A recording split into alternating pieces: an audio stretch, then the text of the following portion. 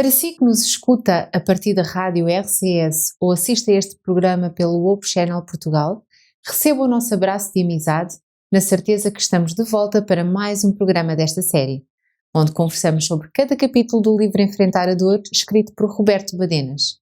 Semanalmente, passamos por aqui para deixar uma mensagem de esperança e de certeza a partir de uma conversa que eu tenho o prazer de ter com Dulce Neto.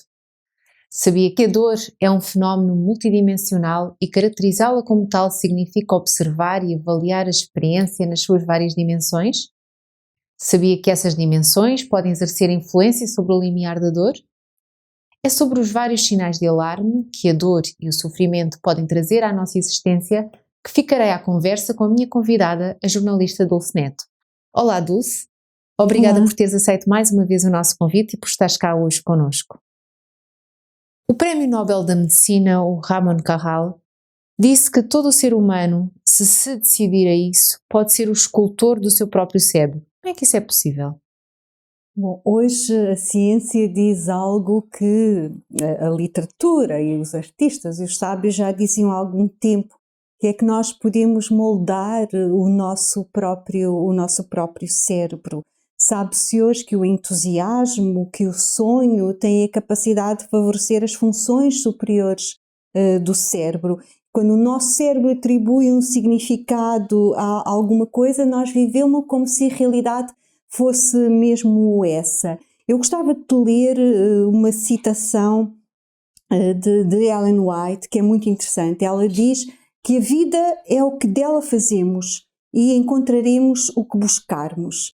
Diz assim: se olhamos as tristezas e perplexidades, se estamos de mau humor, de modo a ampliar pequenas dificuldades, encontraremos quantidades delas para nos absorver os pensamentos e as conversas.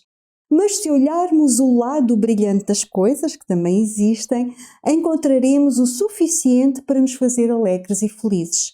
Se dermos sorrisos, eles nos serão devolvidos. Se falarmos palavras prazerosas e alegres, assim nos falarão também.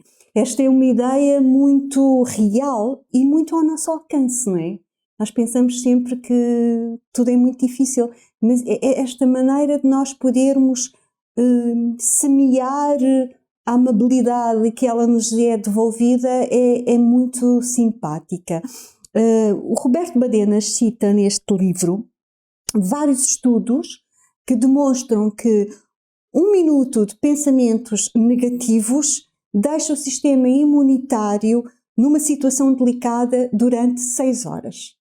Por isso, nós de facto podemos, através do nosso cérebro, influenciar a nossa saúde e, através dos nossos hábitos, influenciar o nosso cérebro. E isso é alguma coisa que nos dá alento, não é? Porque a zona pré-frontal do cérebro, que é onde está o pensamento mais avançado, onde nós tomamos as nossas decisões, é influenciado pelo sistema límbico, aquilo a que eles chamam o nosso cérebro emocional. Basicamente isto quer dizer que aquilo que o coração quer sentir, depois a mente acaba por mostrar. Isto lembra-me de Salomão, que dizia como o homem pensa no seu coração que é, assim ele é. Não é? Por isso há aqui uma influência grande dos nossos pensamentos naquilo que nós podemos ser. Por isso a mente tem uma influência tremenda no paciente, no doente. Eu penso que tu saberás isso muito melhor do que eu, não é?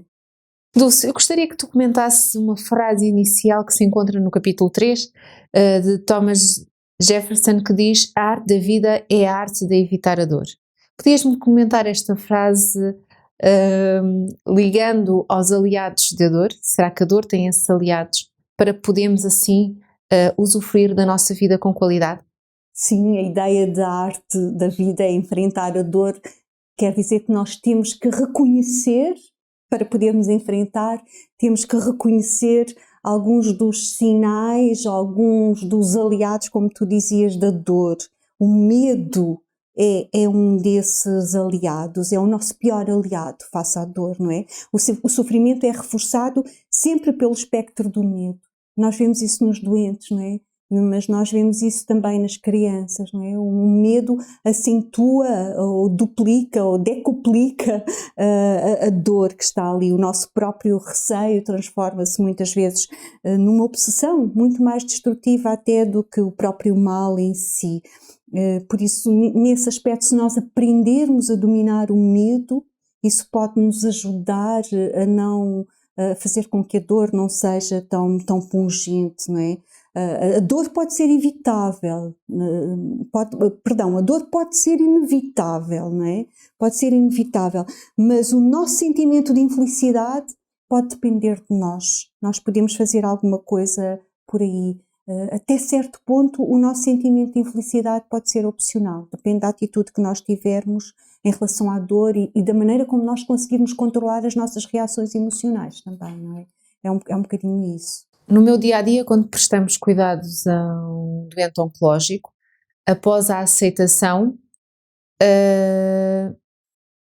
um dos próximos passos será o enfrentar a doença. Depois de saberem o diagnóstico, depois de caírem na sua realidade, surge o medo. Como é que nós podemos superar esse medo quando não se conta com a ajuda de ninguém? Bom, um passo fundamental é nós procurarmos sempre ajuda especializada de preferência, mas pode ser ajuda profissional ou pode ser ajuda espiritual.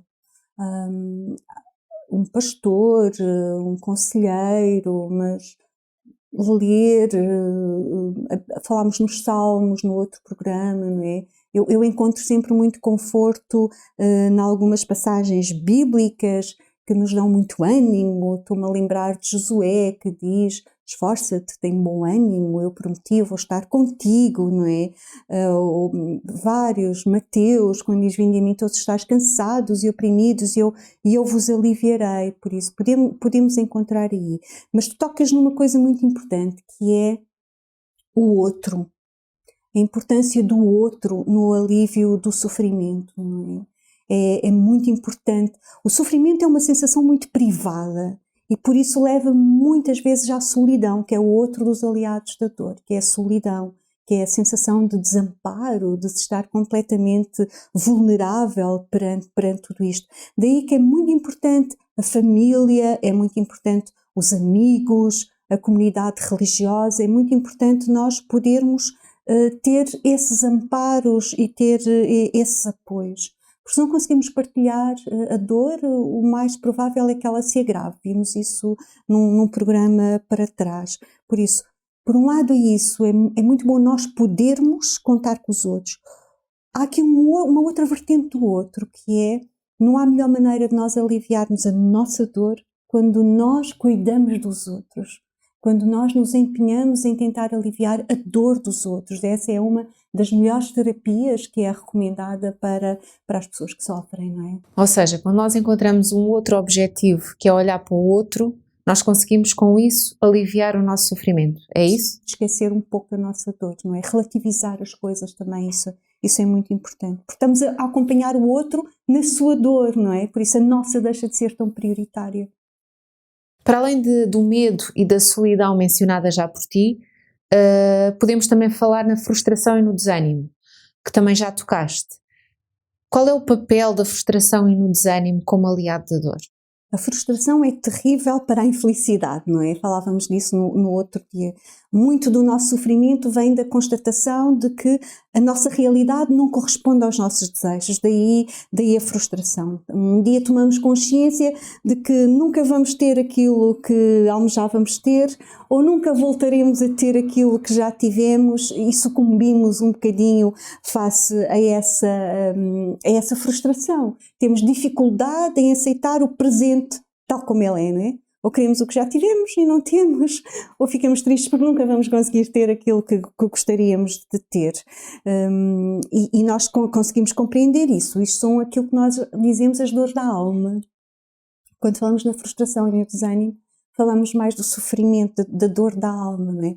E todos aqueles que já passaram por um amor frustrado, um emprego perdido, um casamento fracassado, uma amizade atraiçoada, sabem do que é que eu estou a falar. E as pessoas dizem: o tempo cura.